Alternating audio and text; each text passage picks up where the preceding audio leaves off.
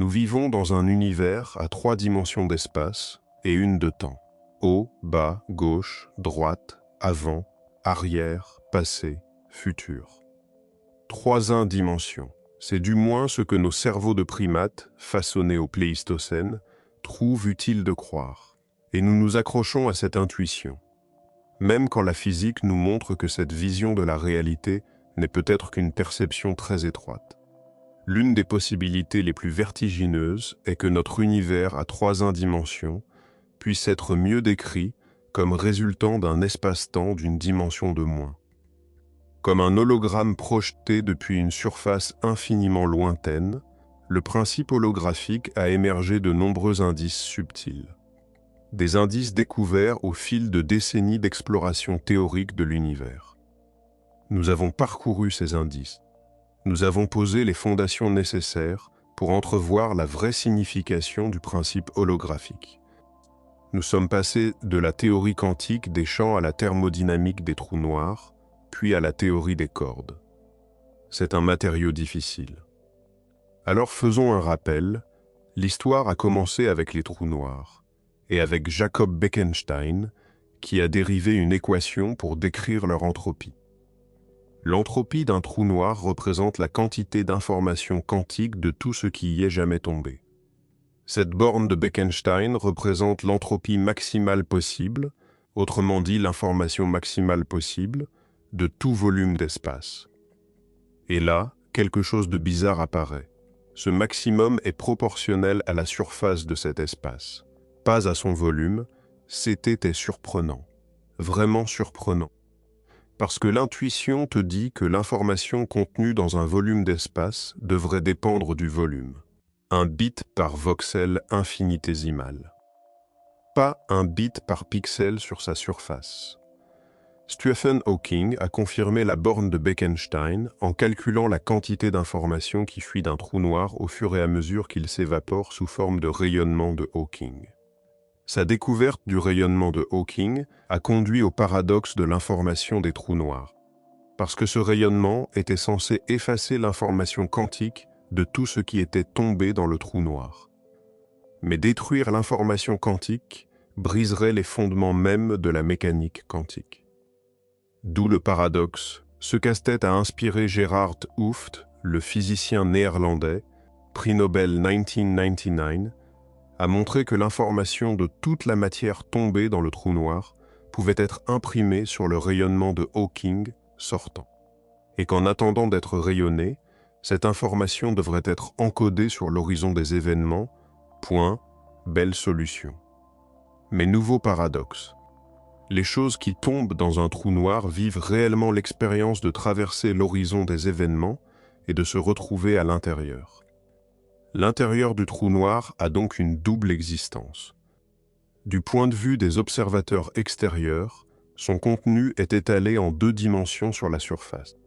Mais du point de vue de quiconque tombe dedans, il est définitivement à l'intérieur du trou noir, en chute libre vers sa destruction. En pleine gloire tridimensionnelle, c'est le premier aperçu d'un espace-temps holographique. Une surface 2D qui encode les propriétés de l'intérieur 3D teint Hooft, avec Leonard Susskind, a extrapolé cette idée pour proposer que non seulement n'importe quelle surface est suffisante pour décrire entièrement les positions de toutes les particules dans son volume, mais que toute la machinerie du volume peut exister sur sa surface. Tous les degrés de liberté nécessaires pour décrire le comportement de tout ce qui s'y trouve, mais c'est une chose que ces informations tiennent sur la surface. Comment sont-elles réellement encodées? Comment la surface 2D stocke-t-elle l'information sur cette dimension supplémentaire? Et comment les interactions sur cette surface correspondent-elles aux interactions dans le volume? Susskind a posé les premiers pas vers la réponse en utilisant la théorie des cordes. Mais c'est finalement Juan Maldacena, le physicien argentin, qui a trouvé une réalisation concrète du principe holographique dans le cadre de la théorie des cordes. Avec la correspondance Hades-CFT, mais je vais trop vite. Oublions la théorie des cordes un instant et réfléchissons simplement à la manière de créer une dimension supplémentaire. Prenons un plan. Un espace-temps plat, à 2 dimensions. Maintenant, découpe-le en une grille de cellules et établis un ensemble de règles sur la façon dont ces cellules interagissent entre elles. Ces règles constituent une théorie des champs. La grille elle-même est le champ, et les cellules sont un composant élémentaire du champ, mais pas nécessairement le plus petit composant possible. Disons pour l'instant que la taille de ces cellules dépend de la façon dont on regarde la grille. Par exemple, la résolution de ton microscope ou la puissance de ton accélérateur de particules. Il est probable que les règles entre les cellules, la théorie des champs, dépendent de cette échelle. Concentre-toi sur une très petite échelle et tu vois une grille très fine qui interagit selon un ensemble de règles. Zoom arrière et tu vois une grille plus grossière, avec des cellules qui sont la moyenne des cellules plus petites et qui interagissent vraisemblablement selon des règles différentes. C'est ce qu'on penserait. Mais nous allons ajouter quelque chose d'étrange. Nous allons dire que notre théorie des champs est invariante d'échelle. Les règles sont les mêmes pour les petits pixels ou les gros pixels. On voit l'invariance d'échelle dans les motifs fractales, là où les règles qui définissent les structures se répètent à des échelles infiniment grandes ou petites. On la voit aussi en théorie des cordes. Une théorie des champs avec cette propriété s'appelle une théorie conforme des champs. Une transformation conforme est une transformation qui laisse tous les angles internes inchangés. Une théorie conforme des champs possède cette propriété. Par exemple, tu peux changer l'échelle en chaque point de la grille séparément, sans changer les angles internes ni la forme des pixels. Ce qui correspond à ne pas changer les règles d'interaction. En faisant de ceci une théorie conforme des champs, nous avons ajouté une symétrie. L'invariance sous les changements locaux d'échelle.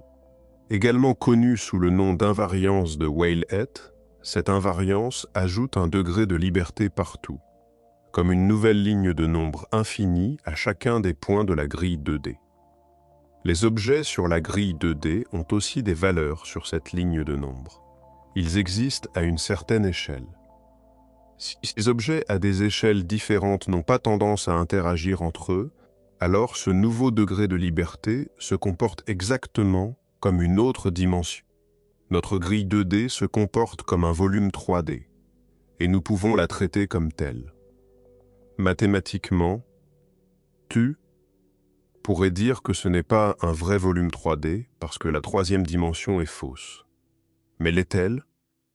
Qu'est-ce qu'une dimension sinon une ligne de nombre de valeurs possibles qui, premièrement, existe aux côtés des autres dimensions mais en est indépendante, deuxièmement, sur laquelle les lois de la physique restent les mêmes, et troisièmement, qui impose une sorte de localité. Par exemple, les éléments de cette ligne de nombre doivent être voisins les uns des autres pour interagir. De manière grossière, c'est ainsi qu'une dimension supplémentaire peut être encodée dans un univers holographique. Mais pour les détails, nous avons besoin de la théorie des cordes. Dès le début, la théorie des cordes contenait des indices de cette invariance d'échelle et de cette bizarrerie dimensionnelle. La première version de la théorie, autour de 1970, essayait de modéliser la force forte entre paires de quarks, les mésons, comme un brin de gluon se comportant comme une corde vibrante. Une propriété intéressante est que changer la longueur du brin, ce qui définit l'énergie dans la liaison, ne change pas la physique fondamentale. Ce qui signifie que tu peux faire comme si la longueur de la corde était une dimension séparée. Comme un truc de calcul. Le résultat bizarre est que quand tu écris l'équation d'onde quantique pour le brin de gluon avec la longueur exprimée comme dimension séparée, tu obtiens l'équation d'onde d'un graviton, la particule quantique de la gravité, ce qui est ridicule étant donné l'échelle d'énergie dérisoire d'un méson. Les gravitons ne devraient pas exister là. Ce genre d'anomalie a conduit à l'abandon de la théorie des cordes comme modèle de la force forte. mais elle a été rapidement reconvertie en théorie de la gravité quantique.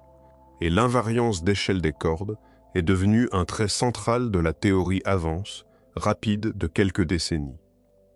Nous sommes dans les années 1990. Il existe désormais plusieurs versions de la théorie des cordes qui tentent d'expliquer comment des cordes vibrantes peuvent produire les particules familières de notre univers. Elles ont été provisoirement unifiées par la théorie M. Dead-Witten, qui montrait que les différents types de cordes et de théorie des cordes étaient tous reliés par des dualités. Une dualité, c'est quand deux théories en apparence différentes s'avèrent représenter la même réalité physique sous-jacente. Ces dualités naissaient de la manière dont les échelles de taille et d'énergie des cordes pouvaient être recalibrées, mais la plus étrange dualité des cordes était encore à venir, avec la correspondance ADS-CFT. Proposée par le physicien argentin Juan Maldacena en 1997. Étrange parce qu'elle fournissait la première description concrète d'un univers holographique, Maldacena a imaginé un ensemble d'objets de la théorie des cordes appelés brane. Ce sont des sortes de cordes multidimensionnelles qui peuvent servir de point de départ et d'arrivée pour des cordes, mais aussi d'espaces intégrés dans des dimensions supérieures. Maldacena a considéré des branes 3D géométriquement plates. Ces branes sont extrêmement proches les unes des autres, essentiellement superposées. Les cordes connectées à ces branes sont invariantes d'échelle. Leur longueur et leur énergie peuvent varier sans changer la physique. Sous certaines hypothèses, il a trouvé que la structure résultante ressemblait exactement à un espace-temps de Minkowski à 3 dimensions, sur lequel vivait une théorie des champs née des interactions entre branes. En elle-même, cette théorie des champs n'était pas une théorie des cordes.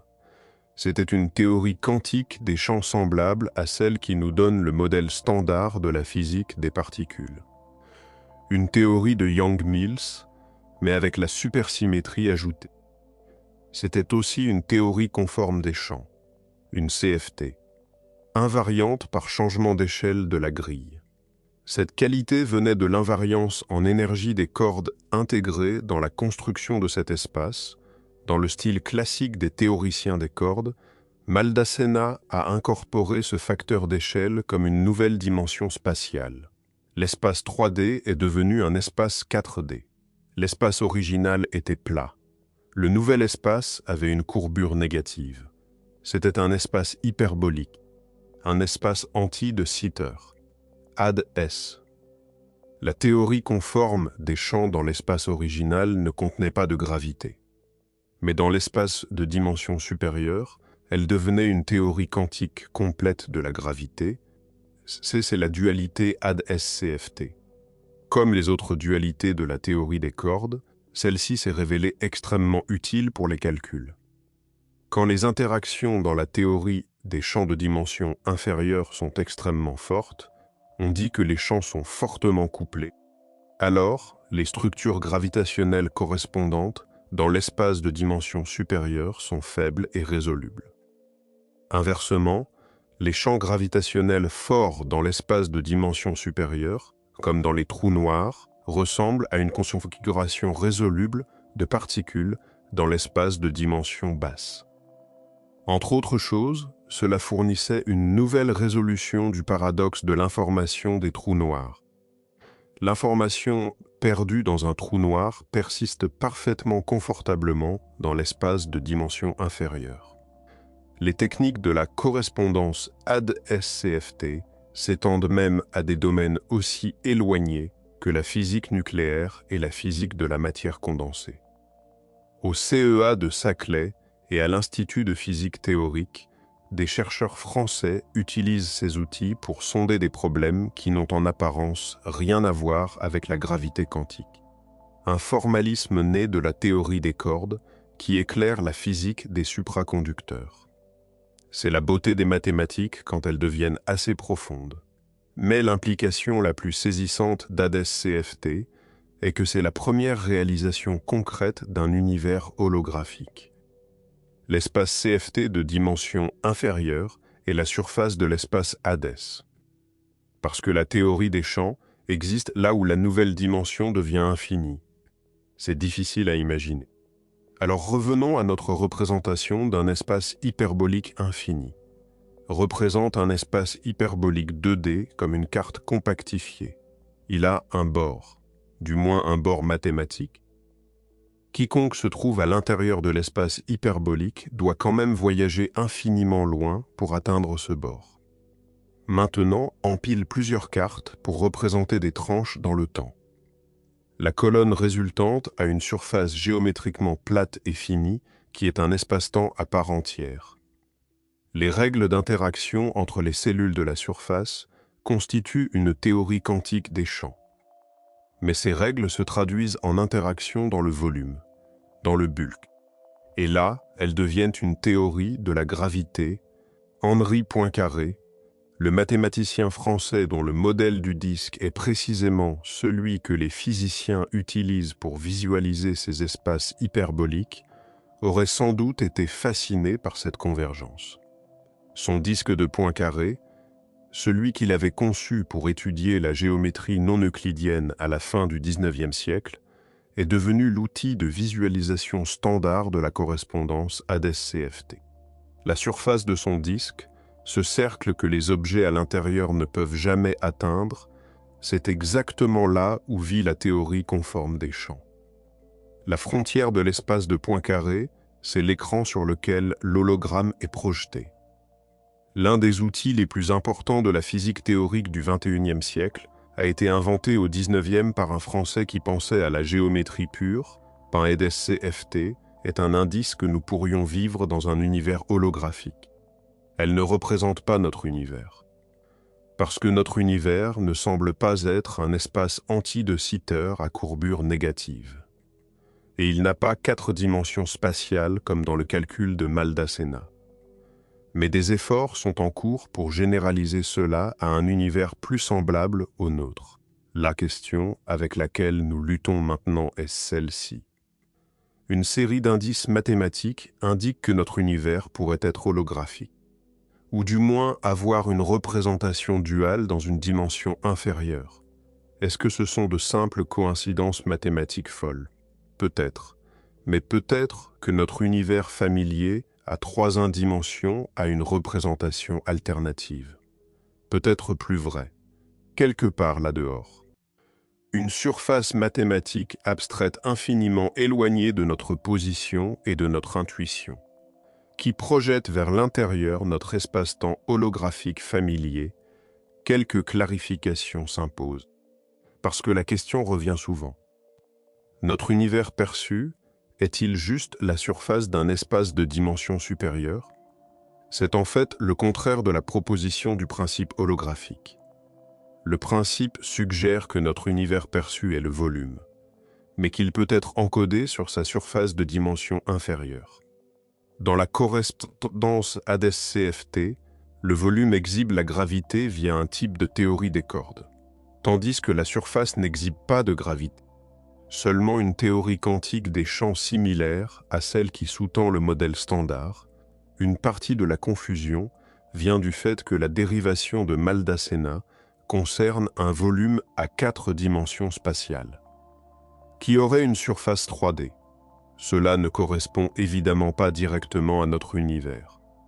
Mais il y a des travaux pour généraliser au cas d'un volume 3D avec une surface 2D, selon la correspondance Hadès-CFT, il n'y aurait pas de gravité sur la surface. La surface, dans la formulation actuelle, est un espace de Minkowski à 3 dimensions. 3 spatiales, une temporelle. Cette surface ne contient qu'une théorie conforme des champs. Pas de gravité. Le miracle étrange d'Hadès-CFT est que la gravité émerge naturellement quand on ajoute une dimension spatiale supplémentaire, qui finit par ressembler au volume contenu par la surface. Est-ce que les choses que nous apprenons d'Hadès-CFT sont applicables à l'univers dans lequel nous vivons, étant donné que notre univers n'a pas de courbure négative? Nous ne savons pas avec certitude qu'il n'a pas de courbure négative. Juste que toute courbure négative ou positive, est très faible comparée à notre capacité actuelle de la mesurer. Les mesures de la géométrie de l'univers indiquent la platitude, mais nous ne saurons peut-être jamais s'il est véritablement plat. Ou juste plat aussi loin que nous pouvons voir, et c'est peut-être la leçon la plus profonde de tout cela. Nous avons 3 dimensions d'espace. Une de temps. C'est ce que nos sens perçoivent. C'est ce que nos cerveaux reconstruisent. Mais la physique n'est pas obligée de respecter nos sens. Elle n'a jamais eu cette obligation. La mécanique quantique nous a montré que la réalité à petite échelle ne ressemble en rien à ce que nos yeux voient. La relativité nous a montré que le temps et l'espace ne sont pas ce que notre intuition suggère. Le principe holographique va peut-être encore plus loin. Il suggère que le nombre même de dimensions dans lesquelles nous croyons vivre pourrait n'être qu'une apparence. Que la réalité profonde pourrait avoir une dimension de moins. Que les 3 dimensions d'espace que tu perçois en ce moment, la profondeur de la pièce, la hauteur du plafond, la largeur des murs, pourraient être la projection d'une surface, infiniment lointaine, codant tout ce que tu vis, chaque particule, chaque interaction, chaque pensée. Peut-être que ce ne sont que des coïncidences mathématiques, des artefacts de nos outils de calcul. Peut-être. Mais peut-être que notre univers familier à 3 dimensions possède une représentation alternative, quelque part. Plus fondamentale, plus vraie. Une surface mathématique abstraite, infiniment éloignée de notre position et de notre intuition, qui projette vers l'intérieur notre espace-temps holographique familier. Ce qui est certain, c'est que la question est ouverte, et qu'elle est l'une des plus belles que la physique ait jamais posées. Pas parce qu'elle a une réponse, mais parce qu'elle redéfinit ce que poser la question signifie.